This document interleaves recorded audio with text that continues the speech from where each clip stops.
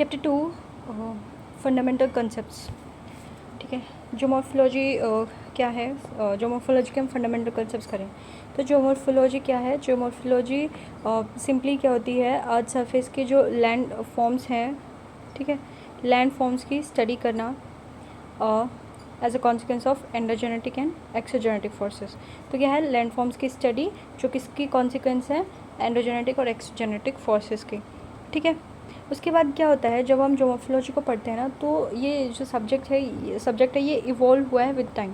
ठीक है, जैसे स्टार्टिंग जब हुई थी तो मेयरली डिस्क्रिप्शन थी, ठीक है, अब या फिर लाइक डिवाइन थिंकिंग थी कि भगवान ने जो है क्रिएट कर दिया। ठीक है, एक सडन कैटास्ट्रॉफिज़म को मानते थे कि बहुत सडन क्रिएशन हुई है, पर धीरे धीरे धीरे धीरे ये मोर साइंटिफिक हुआ। रीजंस, कॉज एंड इफेक्ट, ये सब पता जो है वो चले, क्या रीजंस हैं। फॉर एग्जांपल कॉन्टिनेंटल ड्रिफ्ट पता चला, फिर उसके बाद क्यों ड्रिफ्टिंग क्यों हो रही है पता चला, फाइनली प्लेट टेक्टोनिक्स थ्योरी आई। तो किस तरीके से जो जोमोर्फोलॉजी है वो इवॉल्व हुआ है फ्रॉम मियरली डिस्क्रिप्टिव से, और आज ये जो है ज़्यादा साइंटिफिक, ज़्यादा कॉज एंड इफ़ेक्ट जो है हम इसमें देखते हैं कि मतलब ज़्यादा साइंटिफिक बनता जा रहा है। इसीलिए क्वेश्चन जो है वो अराइज होता है कि जो जोमोर्फोलॉजी है वो जियोग्राफी का पार्ट ज़्यादा इंक्लाइंड है जोग्राफी की तरफ, या फिर जियोलॉजी की तरफ ज़्यादा इंक्लाइंड है।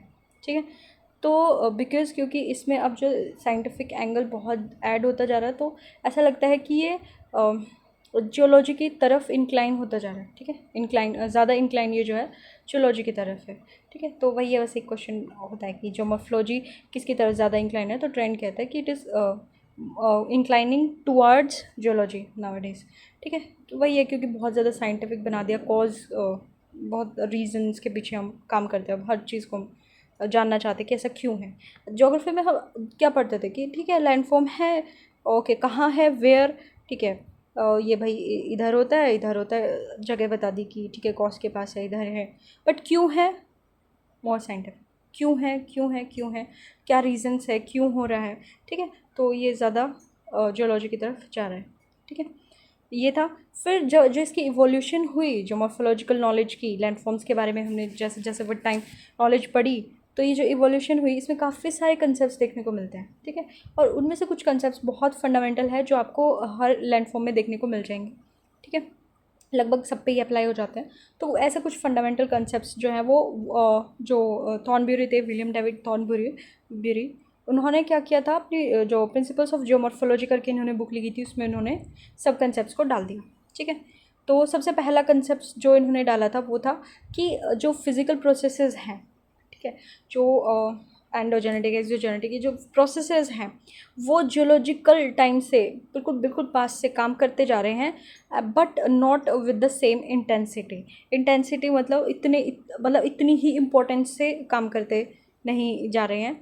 लाइक अगर पास्ट में कोई चीज़ सपोज़ 10 फोर्सेस हैं, तो ज़रूरी नहीं है कि उनमें से एक फ़ोर्स ही हमेशा 90% काम कर रही है, बहुत ज़्यादा इंपॉर्टेंट रोल प्ले कर रही है। नहीं, ये इंटेंसिटी जो है, जो इम्पोर्टेंस है, जो डोमिनेशन है इन फोर्सेस की, वो चेंज हुई है विद टाइम। ठीक है, ये बेसिकली कंसेप्ट ये कहता है जो आज के टाइम पे हम मानते हैं। लेकिन इसका ओरिजिन कैसे हुआ था, तो ये कंसेप्ट वैसे क्या है, यूनिफॉर्मिटेरियनिज्म के कंसेप्ट से डिराइव हुआ है। और ये कंसेप्ट जो है ओरिजिनली किसने दिया था, सबसे पहले जेम्स हटन ने दिया था, 1785 में दिया था। ये कौन थे? एक स्कॉटिश जियोलॉजिस्ट थे। 1785 में इन्होंने कंसेप्ट दिया था, जिसको बाद में जॉन प्लेफेयर, इनके एक स्टूडेंट थे, उन्होंने इसको जो है मॉडिफाई किया। फिर इसको बहुत फेमस पॉपुलराइज कराया था सर चार्ल्स लायल ने इन इस बुक प्रिंसिपल्स ऑफ जियोलॉजी। तो यहाँ पे एक डिफरेंस याद रखना, वो W.D. थॉर्नब्यूरी जो थे उन्होंने बुक लिखी थी प्रिंसिपल्स ऑफ जियोमॉर्फोलॉजी, और जो प्रिंसिपल्स ऑफ जियोलॉजी है ये सर चार्ल्स लायल ने लिखी थी, और ये PYQs में पूछ रखा है। ठीक है, तो इन्होंने लिखी थी, और इसमें इन्होंने कंसेप्ट को मेंशन किया था यूनिफॉर्मिटेरियनिज्म को, जिसमें काफ़ी इसको पॉपुलराइजेशन मिली थी। ठीक है, तो यहाँ से क्या डिस्कस करते हैं, पहले जो यूनिफॉर्मिटेरियनिज्म का कंसेप्ट जेम्स हटन ने दिया था, वो ओरिजिनली क्या कहता था, वो ओरिजिनली कहता था कि जितने भी ये जो फिज़िकल प्रोसेसेस की हम बात कर रहे हैं वो सेम इंटेंसिटी से काम करती थी। ठीक है, मतलब आज के टाइम पे तो हमें पता है कि फ़िज़िकल प्रोसेसेस काम करती हैं, बट सेम इंटेंसिटी से नहीं कर रही हैं। Through out the geological history ये काम करती आ रही हैं, but not with the same intensity. But जब ओरिजिनली ये जेम्स हटन ने दिया था तब इसका मतलब कुछ और था। तब इन्होंने क्या दिया था कि सेम प्रोसेसेस जो हैं काम करती आ रही हैं through out the geological history of history, लेकिन विद द सेम इंटेंसिटी। और इसी चीज़ से डिराइव करके इन्होंने एक कंसेप्ट दिया था, और वो क्या था, प्रेजेंट इज़ की टू द पास्ट। ये कंसेप्ट आगे समझ आएगा, अभी पहले इस पे फोकस करते हैं। तो इसी पे इन्होंने क्या दिया, इन्होंने एक कंसेप्ट दिया, present is the key to the past. मतलब अगर सेम इंटेंसिटी से प्रोसेसेस आज भी वही काम कर रही हैं, उतनी ही इंटेंसिटी उतनी ही इंपॉर्टेंस से अगर काम कर रही हैं, तो पास्ट को अगर जानना है तो प्रेजेंट को जान लो। प्रेजेंट में जो तुम्हें दिख रहा है, जिस भी तरीके का फीचर दिख रहा है, तो तुम्हें पता चला जाएगा कि अच्छा पास्ट में ये फोर्स ने काम किया था, ठीक है, और इस तरीके से हुआ होगा, तो पता चल जाएगा। ठीक है, पास्ट को जानना है तो प्रेजेंट इज़ की। ठीक है, तो हटन का ओरिजिनल कंसेप्ट यही था कि प्रोसेसेस जो है वो सेम इंटेंसिटी से अब थ्रू आउट जो पास्ट हमारा काम करती आ रही है, और अगर पास्ट को जानना चाहते तो go to the present, present से पता चल जाएगा। लेकिन हमें पता है कि ये कंसेप्ट में एरर है, कन्फ्यूजिंग है, गलत है। क्यों? क्योंकि क्लाइमेट चेंज हुआ है विद द टाइम। अब चाहे कॉन्टिनेंट्स जो थे वो मूव कर रहे थे, ड्रिफ्ट कर रहे थे, तो वो जिस भी क्लाइमेट के अंडर आए होंगे, सपोज ट्रॉपिकल एरियाज़ में अगर वो आए होंगे, तो वहाँ पे उस तरीके की प्रोसेसेस उनको मिली होंगी। ह्यूमिड एरियाज़ है तो रिवर वगैरह मिली होंगी। ठीक है, पॉल्स के पास गए होंगे तो वहाँ ग्लेशियर्स डोमिनेटिंग होंगे। ठीक है, इस तरीके से जहाँ पे भी वो ड्रिफ्ट करके गए होंगे वहाँ उनका क्लाइमेट वैसा रहा होगा, या फिर यूजुअली भी अगर क्लाइमेट चेंज किया है तो भी इसकी वजह से क्या हुआ होगा कि प्रोसेसेस सेम इंटेंसिटी से तो काम नहीं कर रही होंगी। मतलब जो प्रोसेसेस आज के टाइम पे इम्पोर्टेंट है, ज़रूरी नहीं पास्ट में भी वही इंपॉर्टेंट रही हैं। तो इसके फिर बहुत सारे एग्जांपल से ये समझ आएगा। जैसे हमारी जब हम पेंजिया करते हैं तो वो कहाँ था, सदर्न पार्ट में था ना, पूरा इधर था। ठीक है, इक्वेटर से कितना दूर, मतलब सॉरी सदर्न पार्ट में था सारा पंजाब, फिर ये ड्रिफ्ट होके ऊपर गया होगा, फिर कॉन्टिनेंट शिफ्ट हुए होंगे। तो अभी तो ये वाला पार्ट जो जैसे गोंडवाना था, इंडियन पेनिनसुला था, वो भी थोड़ा सदर्न पार्ट में था, तो यहाँ पे ग्लेशियर्स के अंडर वो आया होगा। तो यहाँ पे उस टाइम पे ग्लेशियर्स ज़्यादा हावी रहे होंगे, ज़्यादा डोमिनेटिंग, ज़्यादा इंटेंस ग्लेशियर्स रहे होंगे। बट क्योंकि फिर ड्रिफ्ट हुआ, फिर इसमें जो है ब्रेकेज हुई, टेथिस सी बना। ठीक है, इंडियन प्लेट ट्रॉपिकल एरिया में गई। ठीक है, तो वहाँ पे फिर अलग प्रोसेसेस ने काम किया। ठीक है, तो ये क्या शो करता है कि जो हटन का ओरिजिनल कंसेप्ट है उसमें एरर है, क्योंकि क्लाइमेट चेंज होता रहा है। और इसके फिर बहुत सारे एग्जांपल से इसको समझेंगे, इसको गलत प्रूव करेंगे। फॉर एग्जांपल ग्लेशियर्स जो हैं कार्बोनिफेरस और प्लिस्टोसीन टाइम, यहाँ पे आइस एजेस के लिए जाने जाते हैं टाइम, तो यहाँ पे गए तो बहुत आइस एजेस आई। तो उसकी वजह से क्या था, ग्लेशियर्स जो थे बहुत डोमिनेट करे थे। तो जो डोमिनेटिंग था, जो ज़्यादा इंटेंस प्रोसेस थी, वो कौन थी, ग्लेशियर थे। विंड वगैरह होंगी बट इतनी इंपॉर्टेंट नहीं थी। ठीक है, तो ग्लेशियर्स जो थे वो कार्बोनिफेरस और प्लिस्टोसीन में बहुत ज़्यादा डोमिनेट कर रहे थे as compare to other forces. तो इसका मतलब है सेम इंटेंसिटी तो नहीं है बाकी फोर्सेस की, बाकी फोर्सेस तो बेचारी छुप के बैठी, मतलब कोई इंपॉर्टेंस ही नहीं इतनी ज़्यादा। ठीक है, उसके बाद एक और एग्जाम्पल है कि आज के टाइम पे जो ह्यूमिड एरियाज़ हैं, हो सकता है कि पास में उनका ड्राई क्लाइमेट रहा हो, डिज़र्ट क्लाइमेट रहा हो। ठीक है, तो अगर आज के टाइम पे वो ह्यूमिड है तो ऑब्वियसली वहाँ पे बारिश होती होगी, रिवर्स बनती होंगी, तो फ्लूवियल प्रोसेस मिलेगी, और फ्लूवियल प्रोसेस है तो फ्लूवियल लैंडफॉर्म्स देखने को मिलेंगे। लेकिन उसका पास्ट जो है वो डिज़र्ट टाइप रहा है, तो वहाँ पे हमें एओलियन टाइप भी मिल जाती है। ठीक है, तो मतलब यही है कि प्रेजेंट में अगर कोई ह्यूमिड है, इसका मतलब ये नहीं है कि वहाँ पे एओलियन नहीं मिल सकती। हो सकता है उसके पास में वो डिज़र्ट क्लाइमेट में रही हो और वहाँ पे हमें वो भी मिल जाएगी। ठीक है, उसके बाद वर्ल्ड लेवल पे एक एग्जांपल है, ग्रेट ब्रिटेन में कोल देखने को मिलता है। ठीक है, ग्रेट ब्रिटेन में कोल देखने को मिलता है। अब क्या होता है, कोल जो है ये कैसे बनेगा, जब बहुत थिक वेजिटेशन होगी। ठीक है, जैसे ट्रॉपिकल रेन फॉरेस्ट में वेजिटेशन होती है, बहुत डेंस थिक वेजिटेशन होगी।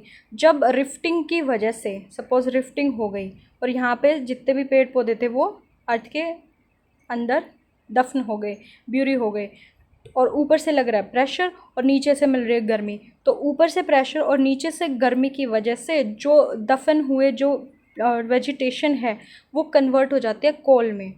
ठीक है, तो इसका मतलब है कि कोल किन एरियाज़ में मिलेगा, जहाँ पे वेजिटेशन होगी, और वेजिटेशन होगी जहाँ पे बहुत अच्छी देखो वेजिटेशन या ट्रीज़ जो होते हैं वो फ्लरिश सबसे ज़्यादा कहाँ पे करते हैं, जहाँ पे हाई टेम्परेचर हो और हाई रेनफॉल हो, वहाँ पे बहुत अच्छे से ऊंचे ऊंचे बड़े बड़े पेड़ होते हैं, ठीक है। तो हमें ये चाहिए, और ये यूजुअली ट्रॉपिकल क्लाइमेट की बात है।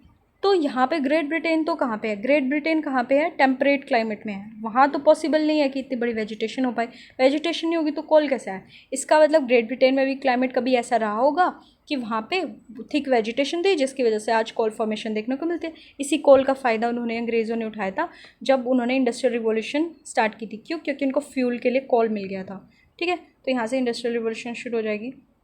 तो ये एक एग्जाम्पल है, ठीक है। तो कहता है कि कार्बोनिफेरस, अच्छा जो कार्बोनिफेरस टाइम है था, कार्बोनिफेरस ये टाइम किसके लिए जाना जाता है, कार्बोनिफेरस, इसमें ना रिफ्टिंग हुई थी बहुत सारी। और ये वर्ल्ड लेवल पे जहाँ पे भी कोल हमें देखने को मिलता है ना, वर्ल्ड लेवल पे कोल फॉर्मेशन है, वो इसी टाइम पे हुई थी। इंडिया लेवल पे जो कोल फॉर्मेशन होती है वो इसके काफ़ी बाद में गोंडवाना टाइम्स में हुई थी, ठीक है। इसलिए हमारा इतनी अच्छी क्वालिटी का नहीं है, इनका ज़्यादा अच्छी क्वालिटी का है। तो वर्ल्ड लेवल जो कार्बोनिफेरस पीरियड है, ये रिफ्टिंग के लिए जाना जाता है। रिफ्टिंग की वजह से वेजिटेशन दब गई और वहाँ पे वर्ल्ड लेवल पे बहुत जगहों पे बहुत अच्छी क्वालिटी का कोल फॉर्मेशन हुई, ठीक है। तो उसी का एक एग्जांपल ग्रेट ब्रिटेन है, जो कायदे से आज के टाइम पे टेम्परेट एरियाज़ में आता है जहाँ पे कोल नहीं हो सकता है, लेकिन अगर मिला है तो इसका मतलब है वो कार्बोनिफेरस उस टाइम पे कभी ट्रॉपिकल एरियाज़ में रहा होगा, क्लाइमेट जो इसका ऐसा रहा होगा, ठीक है। ये हम क्या कर रहे हैं, ये हम एग्जांपल्स कर रहे हैं जिससे हमें पता चलेगा कि सेम प्रोसेस सेम इंटेंसिटी से नहीं थी। कभी ग्लेशियर्स डोमिनेट कर रहे थे, आज ह्यूमिड कर रहा है, पास में ड्राई क्लाइमेट डोमिनेट कर रहा था, ठीक है। फिर इंडिया का एग्जाम्पल है, इंडिया के एग्जाम्पल में कहता है कि जो तलचर कोल सीम्स हैं उड़ीसा के, आज वहाँ कोल मिलता है, लेकिन जब हम उनको नीचे अगर हम देखते हैं तो उनके नीचे हमें ग्लेशियल बोल्डर्स से क्ले मिलती है, यानी ग्लेशियर्स के एविडेंसेस में मिलते हैं। इसका मतलब है कि पास में वहाँ का क्लाइमेट कैसा रहा होगा, ग्लेशिएटेड रहा होगा। ये हमने डिस्कस किया कि जब सदर्न पार्ट में था पेंजिया, तो ऑब्वियसली गोंडवाना लैंड जो थी वो पोल्स के पास थी और वहाँ पे ग्लेशियर्स के एविडेंसेस होंगे, ठीक है। तो ग्लेशियर्स के एविडेंसेस, उसके बाद ये शिफ्ट हो गई होगी ट्रॉपिकल में, फिर यहाँ पे वेजिटेशन आई होगी, जो जब ये इक्वेटर को क्रॉस कर रहा होगा तो ये वेजिटेशन आई होगी, और यहाँ पे फिर रिफ्टिंग हुई होगी गोंडवाना टाइम्स में, और गोंडवाना टाइम्स से रिफ्टिंग हुई होगी तो यहाँ पे कॉल फॉर्मेशन हो गई होगी। लेकिन क्योंकि ये पहले ग्लेशियर्स थे यहाँ पे, तो उसकी वजह से इसके अंदर नीचे जो है हमें ग्लेशियर्स के भी एविडेंसेस मिल जाते हैं, ठीक है।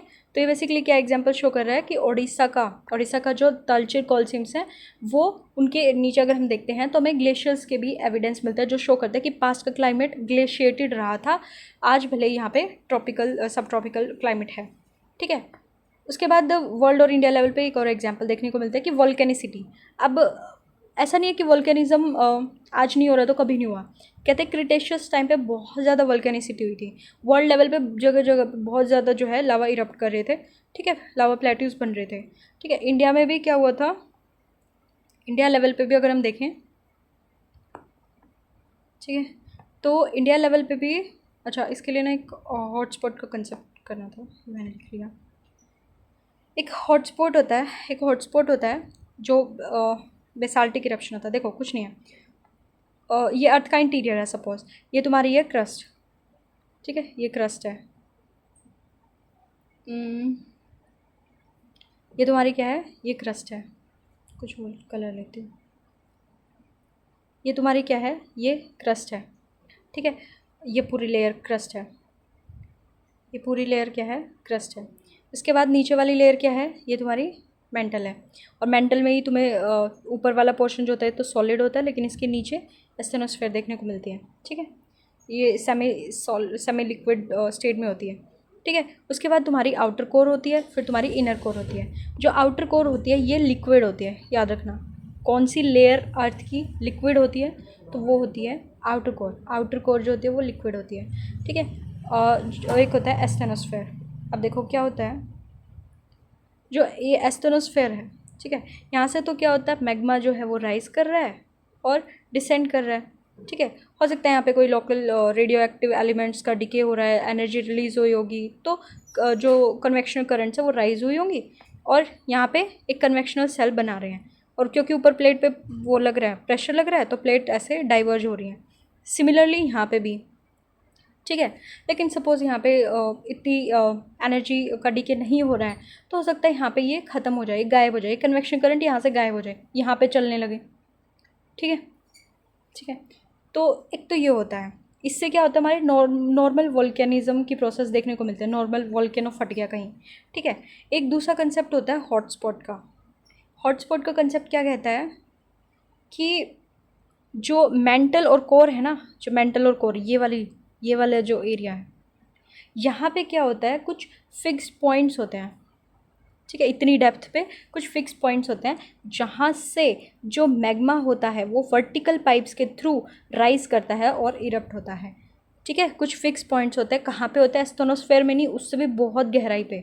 ठीक है, एस्थेनोस्फेयर से भी बहुत गहराई पे, कोर मेंटल की बाउंड्रीज पे क्या होता है, फिक्स पॉइंट्स होते हैं जहाँ से मैग्मा राइज करता है, और ये जो होता है राइज करता है और इरप्ट हो गया। ठीक है, तो हॉटस्पॉट क्या होते हैं, ये बेसाल्टिक, अच्छा इनमें हमेशा बेसाल्टिक लावा निकलता है और कुछ भी नहीं होता, एंडेसाइट नहीं निकलेगा, ग्रेनाइट नहीं निकलेगा, वो इनमें निकलता है। ठीक है, तो इसमें सिर्फ बेसाल्टिक लावा इरप्शन होता है और ये फिक्स होता है अपने पॉइंट, अपनी जगह पे। ठीक है, मतलब जो तुम्हारे कन्वेक्शनल करंट्स है ना, कन्वेक्शनल सेल्स हैं, ये फिर भी चेंज हो जाएंगे, वो डिपेंड करते हैं कि डीके कैसे हो रहा है। अब ये क्यों फिक्स रहते हैं ये नहीं पता है रीज़न, बट ऐसा है कि फिक्स रहते हैं।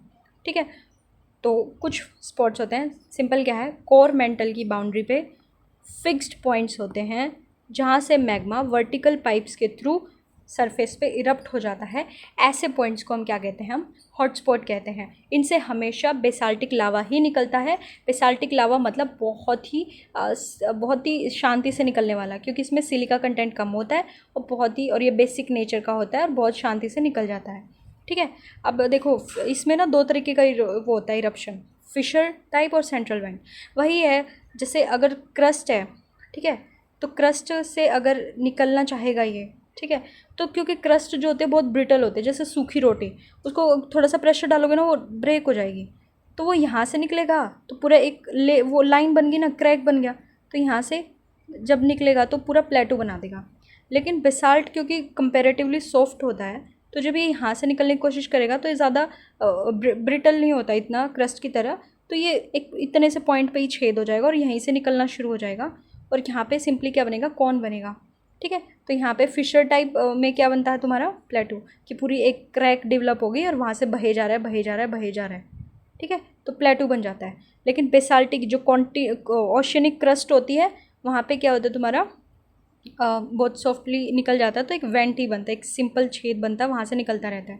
ठीक है, इसका एग्जांपल जैसे तुम्हारे हवाईयन आइलैंड्स जो हैं वो बनते हैं, और फिशर में जैसे हमारा डेक्कन ट्रैप, डेक्कन ट्रैप क्यों, क्योंकि जो मेन बताना था वो यही है। तो फिक्स पॉइंट्स तो होते हैं ये हॉटस्पॉट। तो सपोज़ यहाँ पे जैसे ये आज के टाइम पे ये है, ठीक है, तो यहाँ पे रीयूनियन हॉटस्पॉट यहाँ पे फिक्स है। ठीक है, तो कभी इंडिया यहाँ पे फिक्स थोड़ी था, वो तो मूव कर रहा था, तो इंडिया कभी यहाँ आया होगा, इंडियन जो पेनिनसुलर प्लेट है, तो एक टाइम पे क्या हुआ होगा कि इंडियन प्लेट जो है वो इस रीयूनियन आइलैंड, रीयूनियन हॉटस्पॉट के ऊपर से गुजरी होगी, और जब वो यहाँ से गुजरी होगी तो क्योंकि ये कॉन्टिनेंटल प्लेट है तो यहाँ पे क्रैक डेवलप हुआ होगा और यहाँ से मैग्मा इरप्ट करा होगा, और क्योंकि ये बेसाल्टिक लावा है बहुत शांति से फैलता गया, फैलता गया, फैलता गया, और यहाँ पे बेसाल्टिक लावा प्लेटो बना दिया। ठीक है, आज के टाइम पे हमारी इंडियन प्लेट तो मूव करके आगे चलेगी, लेकिन जो हॉटस्पॉट है वो आज भी वहीं पे है, और इसकी वजह से आज के टाइम पे रीयूनियन आइलैंड जो है वो इसी ने बनाया।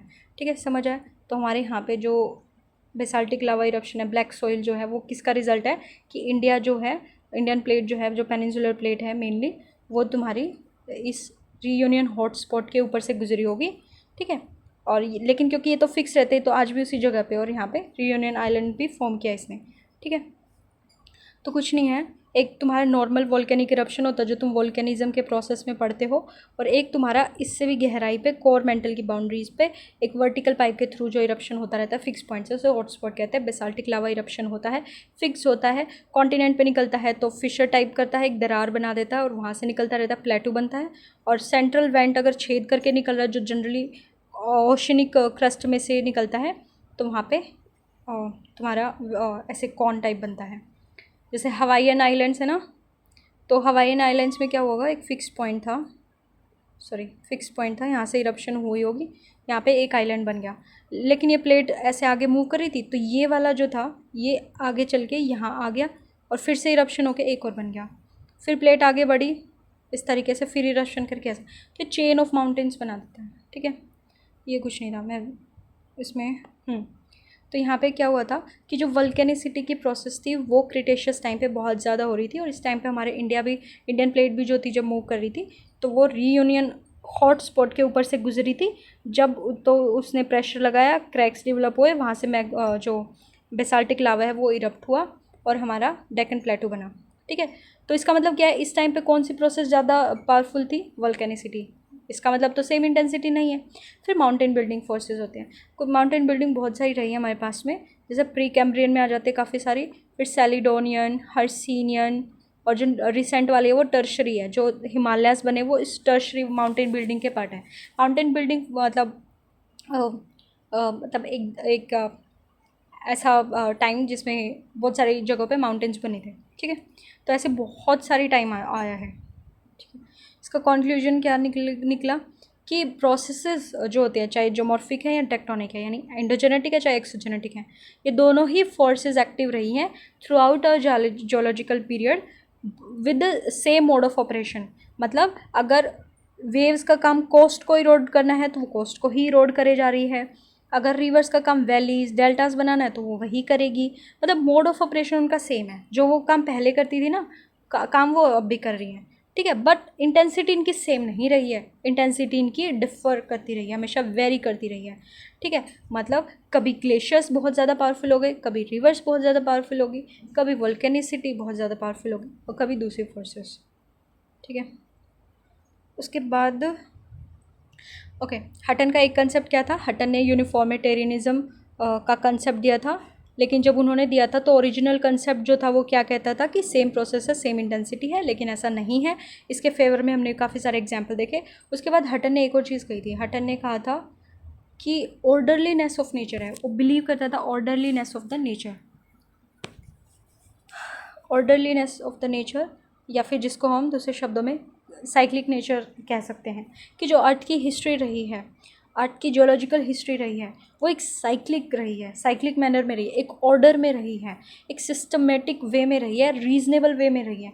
ऐसा नहीं है कहीं पे भी लैंडफॉर्म बने जा रहे हैं, कहीं पे भी बिगड़े जा रहे हैं, ऐसा नहीं है।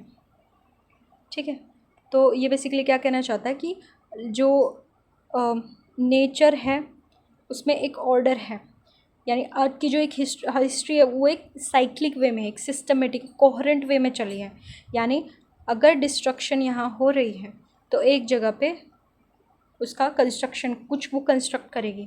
ठीक है, एक जगह डिस्ट्रक्शन दूसरी जगह पे कंस्ट्रक्ट करती हुई चलेगी, जैसे हम आइसोस्टेसी में भी पढ़ते हैं। ठीक है, ऑब्वियसली इट्स लाइक कि ठीक है एक बेंच है, ठीक है, एक बेंच है, तो अगर सपोज़ यहाँ पे है, जैसे झूला नहीं होता वो सीसा कौन सा होता है, हाँ, तो अगर कोई यहाँ पे प्रेशर डालता है तो उसका रिज़ल्ट क्या होता है, ये इसमें समझाना था ना। अच्छा देखो, इस ये जो पूरा कंसेप्ट है ना, ये होम्योस्टेसिस मैकेनिज़्म से समझा जा सकता है कि अर्थ जो होती है, जो एक प्रिंसिपल पे काम करती है, और वो है वो खुद को सेल्फ रेगुलेट करती रहती है। ठीक है, जैसे हम आइसोस्टेसिस में पढ़ते हैं, या फिर इस एग्जांपल से समझते हैं कि ऑब्वियसली अगर एक ऐसे इस तरीके से फ्लैट है, या झूले से समझ लेते हैं, अगर कोई यहाँ बैठेगा, यहाँ प्रेशर लगाएगा तो क्या होगा, यहाँ ये नीचे चला जाएगा और इसको बैलेंस करने के लिए इसको ऊपर आना पड़ेगा। समझ आए, मतलब ये अगर ये वाला हिस्सा नीचे गया है ना, तो ये वाला हिस्सा स्टेबल रहेगा ही नहीं, ये वाला हिस्सा नीचे गया है तो ये वाला ऊपर उठेगा। ठीक है, ये बैलेंस बनेगा। तो यही कहता है ये कि अर्थ की हिस्ट्री में जो है एक साइक्लिक नेचर रहा है, एक चीज़ अगर हो रही है तो वो कंटिन्यूटी में एक सिस्टमेटिक वे में हो रही है, एक बन रही है, एक बिगड़ रही है, एक ऑर्डर में चल रही है। ठीक है, जो क्या शो करती है, अर्थ के जो एक प्रिंसिपल है होम्योस्टेसिस मैकेनिज़्म, जिसमें वो खुद को बैलेंस करने की कोशिश करती है। ठीक है,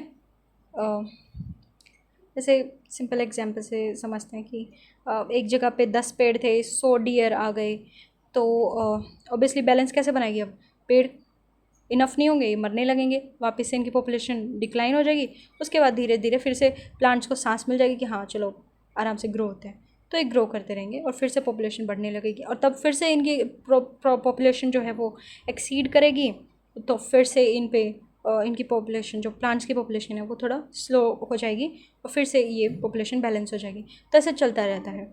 तो यही है इसका कि जो नेचर है, जो अर्थ की हिस्ट्री है, वो एक ऑर्डर में, एक सिस्टमेटिक, एक रीजनेबल वे में चलती रही है, एक साइक्लिक वे में चलती रही है। एक बनती है, बिगड़ती है, बनती है, बिगड़ती है, बनती है, बिगड़ती है, बनती है, बिगड़ती है। फॉर एग्जाम्पल जैसे माउंटेन बिल्डिंग होती है और क्विसिन, जैसे माउंटेन बने, बिगड़े, बने माउंटेन बिल्डिंग, फिर से हुई, सपोज सेलिडोनियन मूवमेंट हुई, फिर ख़त्म हो गए, माउंटेन्स इरोड होते गए, फिर बनी, फिर इरोड हुए, फिर बनी, फिर इरोड हुए। Ice age, interglacial, ice age आई, पिघल गई, गर्मी आ गई, फिर आइस एज आई, फिर पिघल गई, फिर गर्मी आई, फिर आइस एज आई। तो एक साइकिल में चलता रहता है। ठीक है, इसके लिए क्या उन्होंने एक और कंसेप्ट उन्होंने दिया है, तो वो कंसेप्ट क्या है इनका, no vestige of a beginning, no prospect of an end. कि सारी चीज़ें ऐसे एक साइक्लिक मैनर में चल रही है ना, एक साइक्लिक नेचर है। ठीक है, एक साइक्लिक मैनर में चीज़ें चल रही है, एक ऑर्डर में चीज़ें चल रही है, एक सिस्टमेटिक वे में चल रही हैं, कि हमें ना तो बिगिनिंग पता चल रही है और न ये पता कि ये अंत कब होगा, क्योंकि एंड होने वाला हो तभी न्यू कुछ शुरू हो जाता है। लाइक माउंटेन्स बने, अभी वो कम्प्लीटली इरोड भी नहीं हो पाए, फिर से बन गए, फिर दोबारा से इरोड पूरे भी नहीं हो पाए, फिर बन गए। ठीक है, तो इट्स लाइक कि चलता रहता है, साइकिल में कंटिन्यू रहता है।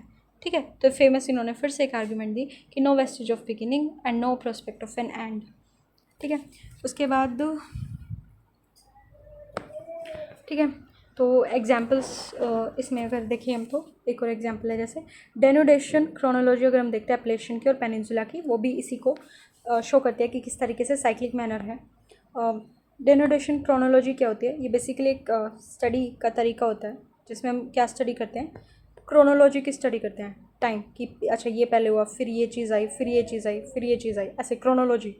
और डिनोडेशन मतलब किस तरीके से डिनोड हो रही है चीज़ें, इरोजन कैसे हुआ, पहले क्या हुआ, फिर कैसे क्या बना, क्या बना।